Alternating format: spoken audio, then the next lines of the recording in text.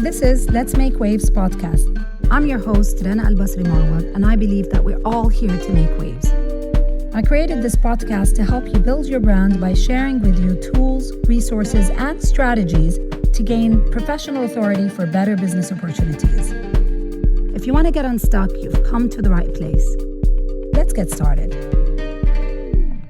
Hello there, and welcome to a new week and a new episode. As always, I'm so happy to have you here.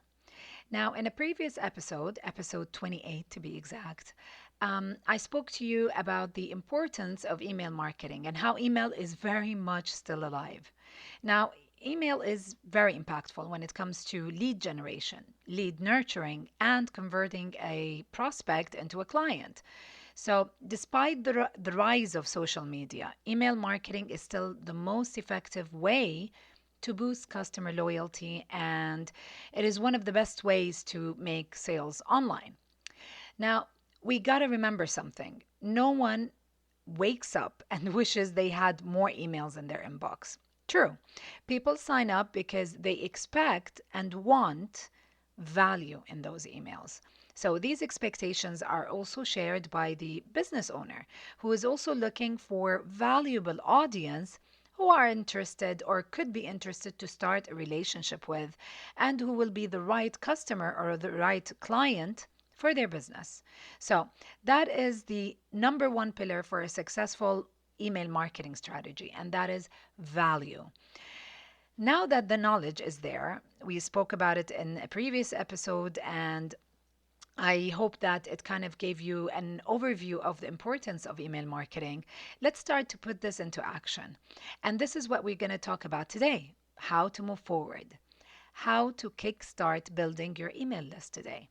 But here's a caveat: for any list building strategy to work, you need to be aware of important points. Let's talk about them. First, where is your prospect at now? Where are they in their customer journey that you need to know so that you can choose the right strategy that will work best with them? What do they need to know and believe about you and about your business that sparks that interest to further connect with you by giving you their email address? The second thing to remember is, what does your prospect or your target audience find valuable? What is a current pain point or a current desire that if you're addressing it in your strategy, they will be interested to connect by sharing their email with you? And the third thing is to remember one more thing, which is, what is a quick win for you? What is a quick win for them that you can give your prospects today? And that quick win could be like a no-brainer for them to take your offer and share their email address with you. Okay, so please do keep these three points in mind. You'll be able to identify the right strategy or multiple strategies, as well as the right format and the right content details that will help you kickstart building your email list intentionally. Now, this also maximizes your efforts in the process. So let's dive into three strategies that can help you today when you're starting building your email list. The first one is a newsletter. Now, I bet some of you are not going to be very happy to hear a newsletter as one of those three strategies. So before you zone me out, please just stick around with me just for a little bit. Let me explain why newsletters are powerful. Okay. So, as many of you know, a newsletter is a tool that many businesses use to share information and updates internally or externally with their customers. So, for the longest time, newsletters have not been used to its maximum capacity. And more importantly, it was not used in a creative way. Okay? So, why would anyone sign up for a newsletter like that? Right? So these are two things that we need to keep in mind: the capacity of the newsletter and the creative way. So if the newsletter is your original weekly content, let's say you as a business owner, your weekly original content that we've spoke about in so many different episodes is through your newsletter, then that will be that will actually contain valuable information or interactive features, insights, attractive kind of content that make it entertaining, educational, and practical, then that would become something attractive for your prospects to sign up to. Now, long gone are the days where newsletters were, the poorly designed ones, filled with all that technical jargon and an overflow of words. Today, so many creatives or even email marketing software platforms have multiple templates to help you create newsletters that are exciting, interesting, entertaining, educational, all that good stuff to share. So, if you do not have a blog, or you do not have, or you haven't decided, let's say, on what your original weekly content would look like, a newsletter is a great option for you. Now, if you are a business owner who has original weekly content, then a newsletter becomes a great tool to keep your tribe, your audience, up to date with your weekly share. Things like any publicity, specific offer, exclusive deals just to them, and also an update of your original content. So if you have you share a video every week, a newsletter will help you to, tell your audience that, this video for this week is out or the podcast for this week is out. Okay, so one of my favorite newsletters, honestly, I want to give an example, and that's one of my favorite newsletters. I personally signed up for it. I love it, and that is by Austin Kleon. He's the author of the book Steal Like an Artist. I'm sure you know him. Now, his weekly newsletter is my weekly dose of culture and information. In his weekly newsletter email, he religiously and consistently shares 10 things that he found interesting to share with his audience, i.e., me. And these 10 things would be things like, first, of course, his original weekly content, which is his latest blog post, and then something that he recently read, a thought that and he thought that was worth sharing, some thoughts about things that are happening around him, a personal input on someone else's work.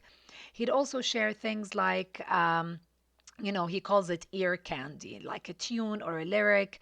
He also has a lot of visuals. He would talk about a book or a sketch or an artist or a poet that he recently, read about, or things that he recently personally created, part of his diary. Now, 10 things every single week, is what he does. 2 or 3 of them are bound to be interesting to me.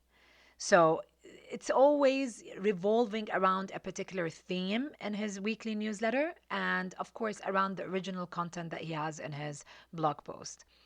Another example I would give is, something totally different on the other side of the spectrum, and that is, let's say, a newsletter by an online store.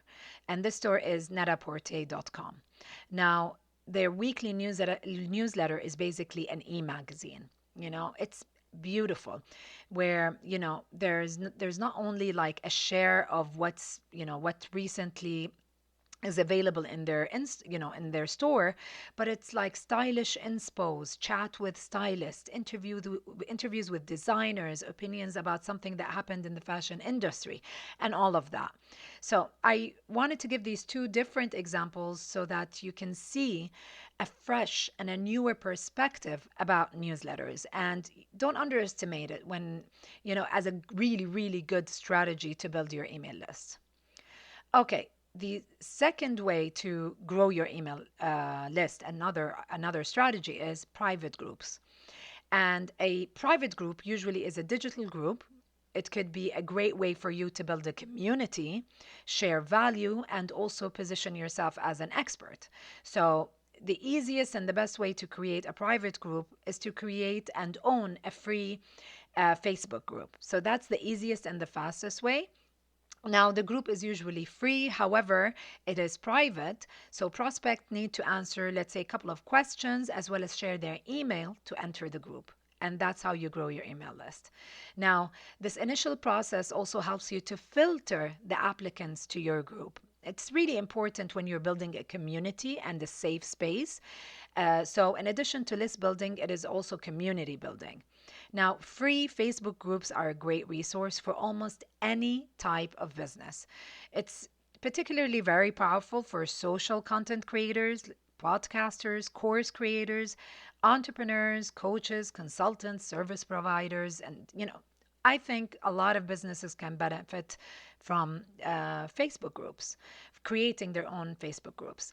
Now, if you don't want to put it on a platform that you don't own, then another way to create a private group would be to build it as a group platform on softwares like Kajabi, for example, or even on your website. You can even have an app.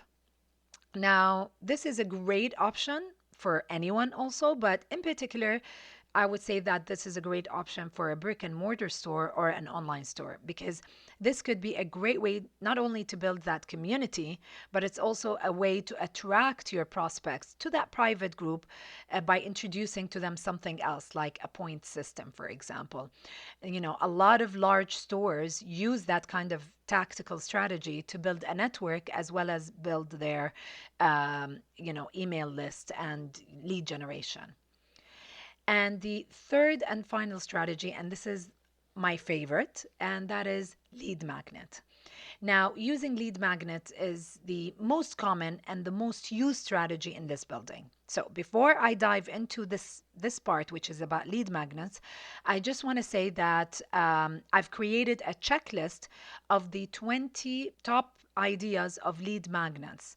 You can download that checklist now and use it to get inspired on what kind of lead magnet could best be for you, that works for you, for your audience, and of course for your business. You can download that free checklist now.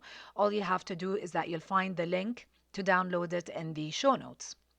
Okay, so the word lead magnet, it's a marketing term. Okay, so a lot of people might call it freebie. So lead magnet is a marketing term for anything that is free, such as, let's say, a free item or a free digital product or a service. And this free thing is given away for the sole purpose of gathering contact details, which includes emails. So lead magnets are one of the most powerful marketing tools, and honestly, it is the cornerstone tool when it comes to improving conversion rate from someone who is just following you to someone who is connected to you and to your business. It is also it also takes a very important part in your content strategy because a lot of examples of lead magnets are they come within your content strategy. So, since lead magnets are free, obviously, they have to be super attractive to your potential customers. And it has to be within your niche of business. So, most importantly, they have to have a very, very high perceived value. And that means that they should be valuable enough for your audience to be interested in taking them and deciding to share their email addresses to take that lead magnet.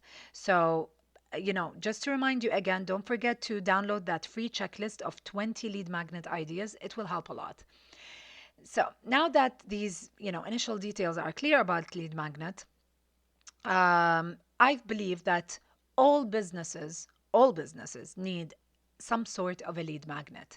So let's talk about what makes a really good lead magnet have high perceived value. Okay, high perceived value. So some of the important points there is it has to promise a quick win. Okay, for the prospect. So it gives the prospect a quick win. It satisfies them about something. The second thing that to keep in mind is that it has to be specific to the niche of your business. So it's not something that is away or far fetched from the business at the core of your business. Otherwise, people will kind of find it very awkward, and that will not, add a lot of credibility to your personal brand. The third thing to keep in mind is that it should, solve a pain point or address a certain desire. The fourth thing is that it should be very easy to access, very easy to download, or it's very easy to digest, okay, for the prospect. And the last point is that it should be it should be used also as a way to build your personal brand. So it should be valuable enough that makes you, puts you in a position of authority, and that gives a very high perceived value to it. So that should be also something that we keep in mind. So don't forget to download that free checklist with the 20 lead magnet ideas that you can select from and create today if you want, keeping in mind what works for you, what works for your business, and very importantly, what works for your target audience. As I mentioned before, you'll find that link to download this list, this free list in the show notes. Okay? So I just want to say this to before we end this episode. Email marketing is an ever evolving marketing tool. And we need to always keep at our, at the top of our priorities. When you decide to become intentional in building your email list, you must also be intentional in talking about your offering consistently. If you decide to go for a lead magnet as a strategy to build your list, as much as that lead magnet details are important, as much as the communication of that lead magnet is necessary. So remind your followers on social about this lead magnet. Make sure that you mention it in your bio or create special posts about it or stories about it. When you're collaborating, check with the person that you're collaborating with if you can share links to your lead magnet. Try to find different and creative ways to bring it up and invite the right people, the right audience to it. Build that interest around it and showcase its value. Advertising is also possible, so you can use advertising to share a really valuable lead magnet. The journey to list building has to start with the right mindset, and that is, it is a continuous and long term journey. You should be ready to always have list building at the top of your to do list. And with that, my friends, we come to the end of today's episode. Thank you once again for listening. Please feel free to connect with me if you have any topic or any idea or any suggestion. The links to my social are in the show notes. As always, I hope that you didn't forget to subscribe to my podcast. I would be honored if you could give me a review. And if you think that my podcast could be interesting or helpful to someone else, I really hope that you share it with them. I can't wait to touch base with you this time next week. So till then, have a great week and